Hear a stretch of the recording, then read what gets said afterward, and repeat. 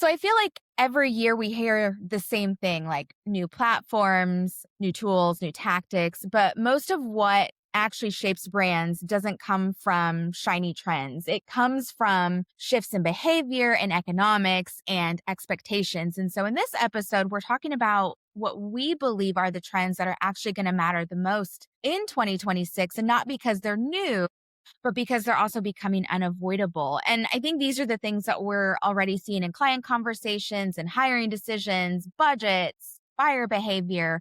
And if you understand them now, we feel like you can make smarter decisions heading into next year. So, Erin, I want to pass it off to you because I know all of us have done a lot of research on these different trends that are happening for this year. And I know, like, in our podcast over the last few episodes, we've actually talked about some of these trends. So, what's one that you're really seeing taking shape throughout the coming months? Yeah, absolutely. One of my top things for 2026 that I've seen, especially being on social media, is the rise of content. That with AI generated content, there's so much more out there now, not only in videos that are AI generated, but a lot of paragraphs, people talking on LinkedIn, and a lot of companies are putting out really big, long posts that if you wrote them, awesome, great. But most people are AI generating them to save some time and to also just get a wide variety of content. And there's nothing wrong with that, but I think there's a really important take that you have to think about it with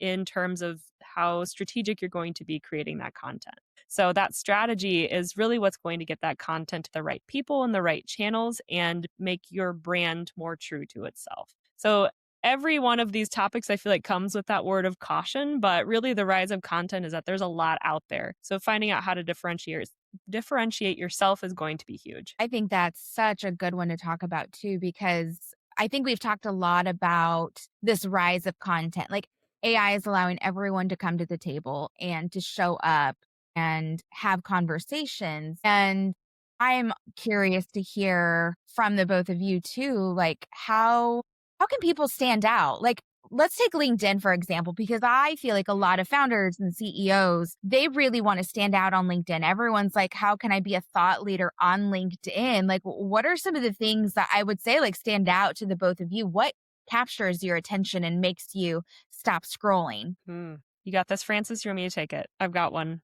You can go first.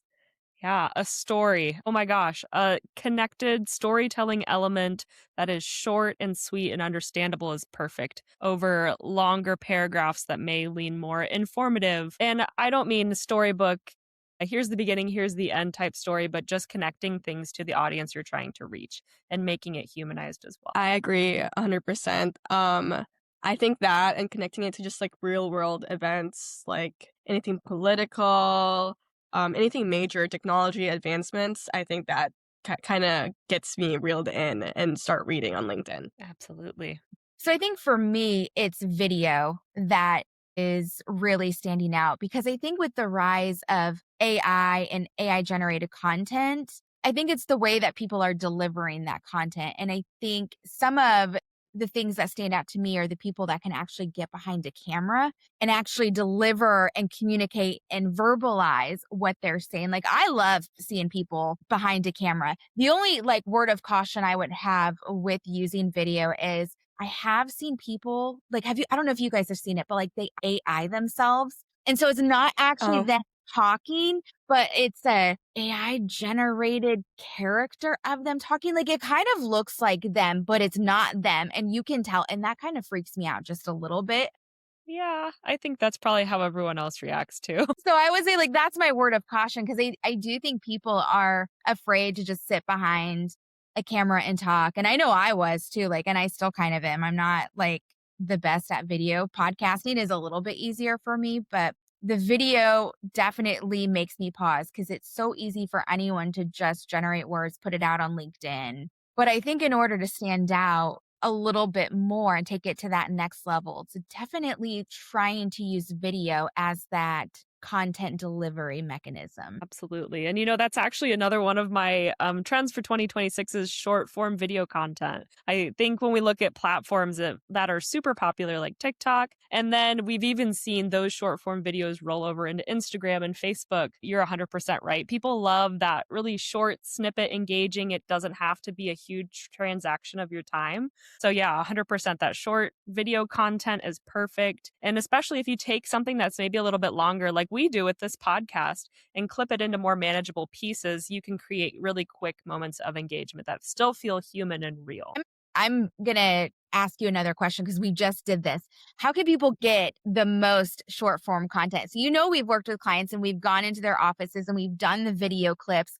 I think sometimes people think it has to be a big production, but it doesn't have to be. So can you give some tips on how people can take advantage of even just using their iPhone, or how to maybe get like one big piece of content and make it short form? 100%. I think you hit the nail on the head when you said iPhones. It doesn't have to be a gigantic video production every time. And honestly, some people trust that iPhone footage a little bit more because it feels more human. Like you just set up your phone and started talking. You had an idea that had to get out there. Another great thing is having your content planned out, but don't plan out every single word. If you are speaking on a topic that forward and backwards, you should be able to speak about it without having to read a script in front of you. Keep that human realness and just go with whatever's on your heart. Just do it. And then gathering a bunch of topics at once and kind of letting each flow into the other. If it's tough in the beginning, give yourself 10 minutes, give yourself 15 minutes, and then you'll get those beautiful little 15 and 20-second snippets that you want.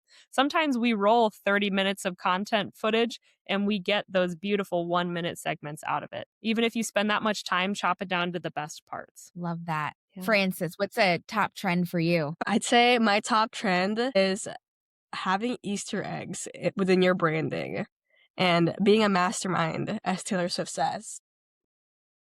But yeah, I think like having little things in your brand and having them like show and peek through with your audience really helps the audience relates to your brand. And people love reading into things. I'd say, like, for example, for us, we have a goat. We have a goat as one of our things. And like some people might not get that, but we include it in like some presentations and things like that. But when an audience sees it, they're just like, is that a goat? It's one of those things where it's like, it just connects to you because it's so silly and it's so fun. And I think that's going to be a trend this coming year for sure. Even when we're working with clients, thinking about like things we see in their offices, so we try to incorporate that into their brand. And I think that's a good way of having those Easter eggs show and peek through. Absolutely. Building that visual context. That's an excellent example. And making it fun like an Easter egg. Those little things that people get to learn about you along the way. I absolutely love that one, Francis. Another trend I have is talking about nostalgia for Gen Zers. Kind of a crazy statement because I'm only 23. You're allowed to have nostalgia at 23. You've lived a life. But it's a big trend right now, at least like on TikTok. And you'll probably see this like from here on out because now we're experiencing it. But a big thing is like 2016 like coming back. Everyone's talking about life before COVID and how amazing things were. I think a lot of it also stems from a lot of content on the internet and how like now you have to be very strategic with everything you do. And I think if you make some imperfections on the internet, I think people kind of like to see that. Something not planned and just something spontaneous. Absolutely. I love that. I think of nostalgia, like some of these consumer brands, they're bringing like the 90s back. And I'm like, I had that in high school. Like, I think it's Hollister and Abercrombie are back for 2026. Like they went away for like so many years and now they're bringing it back. So Francis, when you talk about nostalgia, my mind goes back to these Abercrombie. Yeah, no, even thinking about like packaging, like Pepsi brought back their old packaging. The new Superman movie is very retro futuristic. Fantastic Four. So it's everywhere in like our at least pop culture. I always like to reference pop culture because I feel like it's the easiest way, but yeah, no, like that retro style is definitely coming back and it should definitely tap into nostalgia. Stranger Things, I think, Oh, that yeah. was that blowing up on Netflix taking place, hey, in Indiana. Well, Indiana-ish and ish. You know what I mean? But, to me, the 80s, just seeing the rise of the mall, like when the mall came about in Stranger Things, I feel like anyone that grew up in the 80s and 90s were all, yes, like this is amazing. It's so But funny how those trends circle back around. I was just thinking that, like, you see things that were in popularity and you're like, "That will never come back." And you always, yeah, eat your words when you see it in a mall or something a few years later. but a trend that I would recommend or that I'm noticing is fewer channels, better execution. Like, I feel like for a long time, growth advice was always around be everywhere, post daily, try every platform, add another just, channel just in case that one doesn't work. And I really think that approach is breaking down and I don't even think it's relevant anymore. And I feel like in 2026, the brands that are winning the most are probably the ones that are doing very few things, but really exceptionally well. And I feel that there's this shift that's going away from like channel stacking and more towards like system building. And I had a client in the office yesterday, and one of the things that he asked me was, if you were me, what would you do? And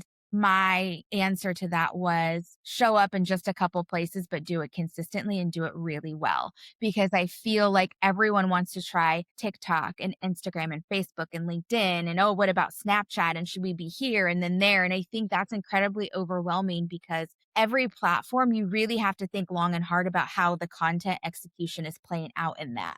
Like TikTok, we know it has to be video form and you have to really be a little bit bold, a little bit risky, and very outside of the box in order for anyone to take notice. And that is not for every brand. And I think Facebook, like if you're trying to target like younger generations, Facebook is not where it's at. So you probably don't have to be there either. And so just really being mindful and thinking through those channels and picking just a couple and going all in this year. Absolutely, because it takes a lot of time and effort to get anything up on any channel, and devoting a good amount of time to the channels that's going to be most effective for your brand is the clear winner overall. I 100% agree. Righty. Any other trends? I'm looking at my notes here. I was going to talk a little bit about accessibility and SEO probably too. In terms of AI generations, we've actually had a lot of things come up recently about accessibility, specifically when we talk about ADA compliance. AI bots are now able to scan websites, and we're seeing a lot of lawsuits come out left and right for sites that are not ADA accessible. So I think that's something that's really important when we look at even privacy policies, your color contrast, how big your font is on your website. Those are things in 2026 you might want to go back and take a closer look at to make sure you are compliant and avoid a legal lawsuit. Yeah. And then SEO. I know Teresa and I've talked about this a lot, and Francis and I've talked about this a lot, that we have now that AI generated piece at the top of every page. So what does that mean for kind of SEO in general? I'm throwing this back to Teresa because I think we've talked about this the most. What do you have to do to make yourself stand out a little bit more and get past that AI generated blurb? Yeah, one, I'm going to step back a minute because I think especially in 2025, the game changed with AI because in the past, it was enough to just write a blog around your keyword topics. It was enough to have your title and a few headlines and the supporting content. And you did have to be thoughtful about it and you couldn't do keyword stuffing or anything like that. But again, like AI is changing that game. And so search engines are being very cautious about how they're ranking content in order to rank for those search engine results positions. And so really what they're doing, there's a couple things. One, they are updating algorithms to the point to where if your content does feel AI generated, because there are flags, you could be ranked a little bit lower. But then two, I'm going to go back to video and video content because YouTube is one of the top two search engine platforms that a lot of businesses don't think about. And so really thinking about creating that video, getting that transcript, uploading it to YouTube, but then turning that into a blog on your website in order to capture that SEO. Having all of those three things backlinked to each other, I think is really going to play well for 2026. And as we're thinking about search engine optimization and how everyone's ranking in search engines. Holy cow. Underline gold star. Write that down. Exclamation point. Huge. How amazing. Yeah. We have to start thinking about all of that a little bit differently. So amazing thoughts. Francis, what do you think? Accessibility wise, SEO wise? I'm throwing it back to you. Yeah, I know. I think it's great because, this is something that a lot of people didn't know about, I'd say, in general, and having that be a trend is amazing for everybody. Any other trends that we want to call out? Got another one, and I think this one goes a little bit more to the business side of trends, but I'm thinking positioning gets narrower, not broader. And so this is one that we see a lot in like business and growth strategies to where people are looking to grow. And when they're thinking about growing, they always think about going wider and broader. Like, what can we add? What can we add to our services? But I think in 2026, what can we really focus in on and go narrow and really hit that hard for 2026? Because I think this era of we do it all is fading fast. And I feel like businesses that, especially that we've talked to, they want the experts. But in order to be the expert, you have to do very few things very, very well. And so I think for that, it's about clear audiences, specific problems that you're solving. It really helps, I think, with like content because you have a defined point of view. You know exactly what you're talking about. You're not looking at your list of 50 services that you offer. It's really, you're picking just a couple of those and you are really hitting those hard. 100%. People want the experts. They want people they can trust. I think the general content out there is like spoken for, right? A lot of people can do the little things well, but it's what is that one big thing that you specifically know how to do well? So I think that's so true. And kind of adding on, having AI in 2025, everyone kind of knows how to do like a little bit of everything. So really having your own niche, that makes a lot of sense, and being an expert in something is a great tool to have in 2026. Absolutely. And it's funny that it would even make it maybe a little bit easier to build some of that content around yourself and around your brand when you get to niche down and focus on something that you are truly invested in. Absolutely. Okay. Any other trends? I've got another one. Go for it. Go for it. Well, and it's just because like I'm thinking of these conversations that I've had just over the last couple months because I've sat down with a lot of business leaders and they're all doing their strategic planning and Yeah. we're having these conversations about how to stand out. But we talk a lot about brand promise and what your brand stands for and how you can use that brand promise as leverage. And one of the things that we talk about is that proof is replacing that promise. And so I feel like audiences are a lot more skeptical and they're a lot more informed with all the tools that we have in order to research and to compare options and to see all of the things that are available to use. And so I really feel like brand credibility is really going to be coming from case studies, process transparency, showing the work, not just talking about the outcomes too. And then also like demonstrating how decisions are made. Yeah. Taking people along for the process, letting them in on the process. I feel like people are more informed and want to be involved now. So give them that chance and lead them along with you. 100%.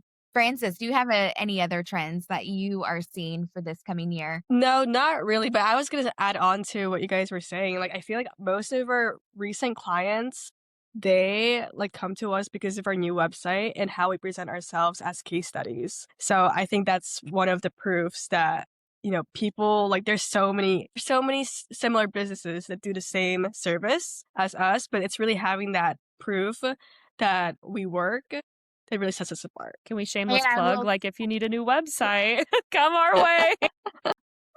If you need some case studies, we know a guy. Yeah.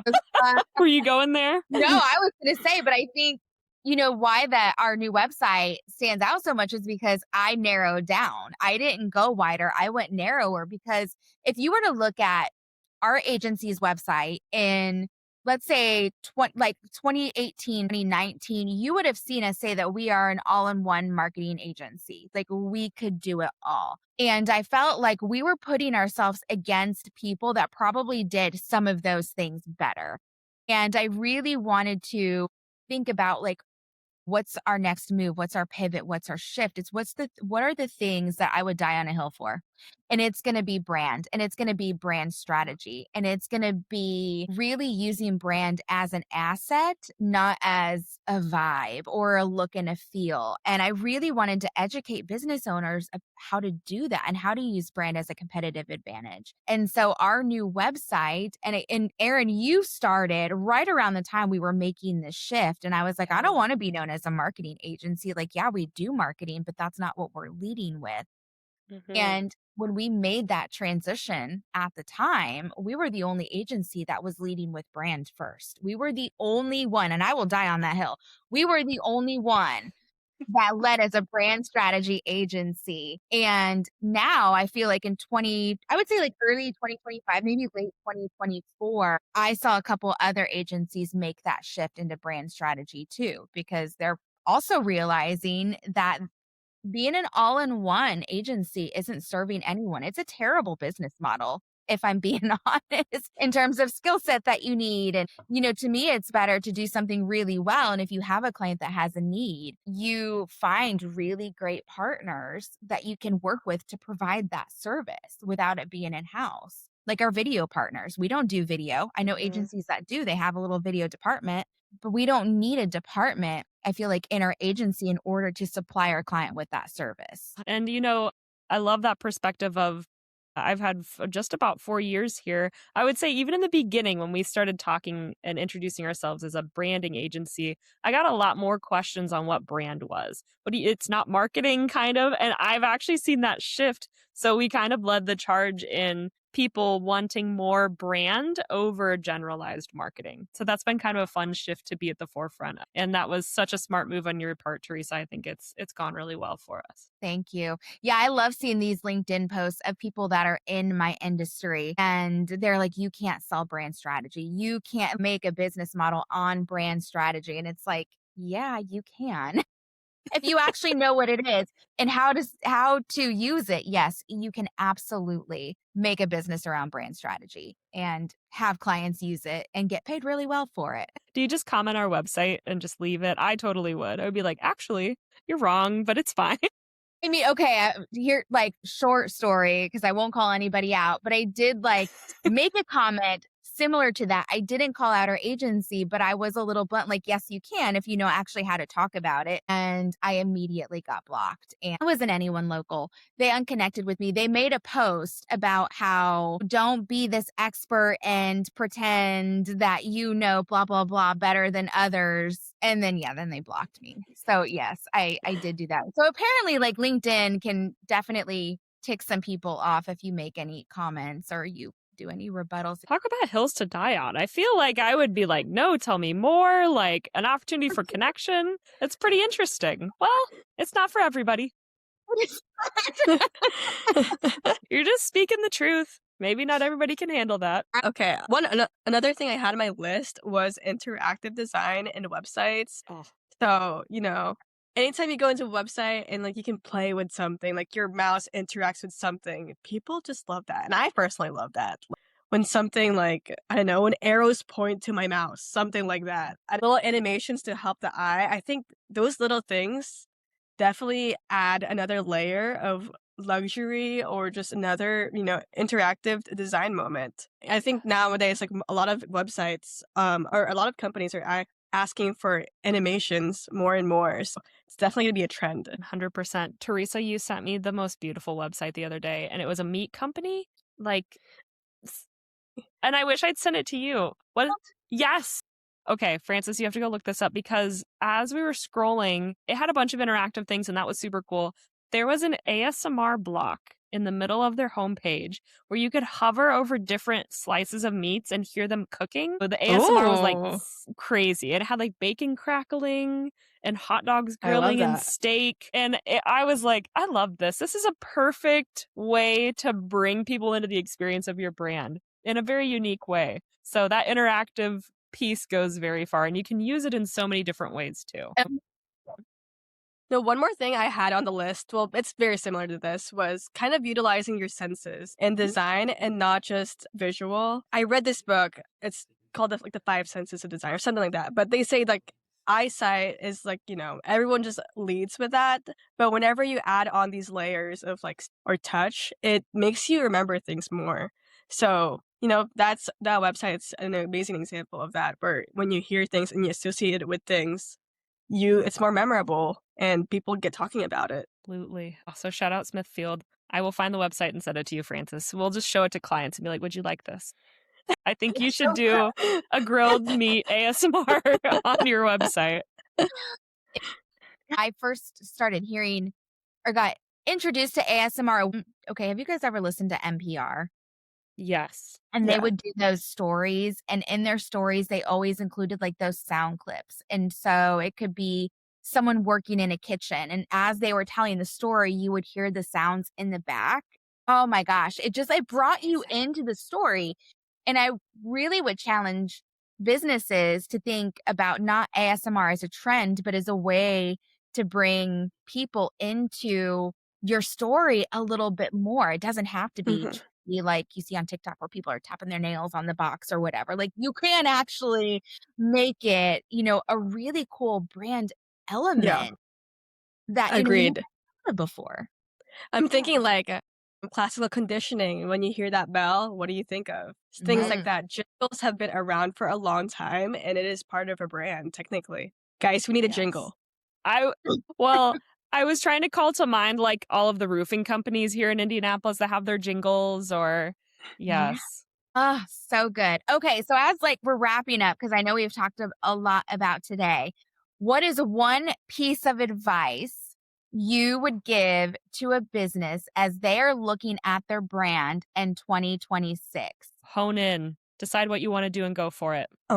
I'd say stay true to yourself and, don't oversell yourself, and go for it. I love that. Yeah, I think, for me, it's going to be show up and do one thing very consistently. Instead of trying all the things, pick one thing and do it really well. So I think, as we're talking today, trends are always going to come and go. And I think the brands that last are going to be the ones that really do things with intention. And I think we talked a lot about being intentional today. And I think what's becoming clear as we look toward 2026 is that a brand is no longer something that you just decorate a business with, but it's something that you can use and create trust and use it to guide decisions and really use it to sustain growth over time. And I think we talked also about the brands that win are not going to be the loudest or the most complicated, but they're going to be the ones that are going to be clearer and more consistent. And what Francis said, like more honest and true to who they are. So, wishing everyone the best in 2026. And if you have any questions around brand or marketing and need advice, don't hesitate to reach out to our team.